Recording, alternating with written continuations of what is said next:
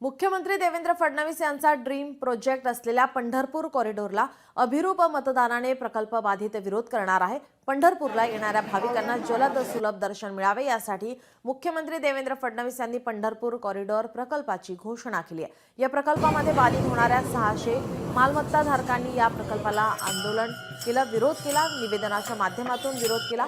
मात्र तरीही सरकारने दखल न घेतल्याचा आरोप करत आता थेट मतदान पत्रिकेवर अभिरूप मतदान घेण्यात येणार आहे। आज सकाळी 10 वाजता या मतदान प्रक्रियेला सुरुवात होणार आहे। आपले प्रतिनिधी अभिराज बाळे आपल्यासोबत जोडलेले आहेत। अभिराज, आपण पाहतोय मुख्यमंत्र्यांच्या प्रकल्पाला विरोध केला जातोय। आता आज थेट मतदान पत्रिकेवर अभिरूप मतदान घेण्यात येणार आहे, काय अधिकची माहिती? नक्कीच नीलम, पंढरपूरला 4 मोठ्या यात्रा भरतात, त्यामध्ये आषाढी यात्रा मोठ्या प्रमाणात असते। आषाढीच्या एकादशी दिवशी जवळपास 15 ते 18 लाख भाविक पंढरपूरमध्ये असतात आणि मंदिर परिसरामध्ये सर्वत्र अरुंद रस्ते आहेत, गल्लीबोळ आहेत, त्यामुळे कुठेतरी भाविकांना आषाढी एकादशीचा सोहळा असो किंवा इतर 4 वाऱ्यांच्या दरम्यान एक वाहतूक कोंडी मोठ्या प्रमाणात निर्माण होते। भाविकांना चालण्यास त्रास होतो, फिरण्यास त्रास होतो, म्हणून मुख्यमंत्री देवेंद्र फडणवीस यांनी पंढरपूर कॉरिडॉरची घोषणा केली। जवळपास 2000 कोटी रुपयांचा निधी देखील या प्रकल्पासाठी जाहीर करण्यात आला। या प्रकल्पामध्ये जवळपास 600 मालमत्ता विविध प्रकारच्या बाधित होणार आहेत। यामध्ये व्यावसायिक असतील, स्थानिक रहिवासी असतील, यांची घरं बाधित होणार आहेत। या सर्व मालमत्ता धारकांनी आता पंढरपूर कॉरिडॉरला विरोध केलेला आहे, आंदोलन केलेली आहेत, विविध प्रकारची निवेदने देऊन झालेली आहेत, न्यायालयामध्ये जाण्याचा इशारा देखील दिला होता। पण आता कुठेतरी या बाधितांनी आज अभिरूप मतदान घेण्याचा निर्णय घेतलेला आहे। आज मंदिर परिसरामध्ये असलेल्या हिंदू महासभेच्या भवनामध्ये हे मतदान होणार आहे। सकाळी 10 वाजता या मतदानाला सुरुवात होणार आहे।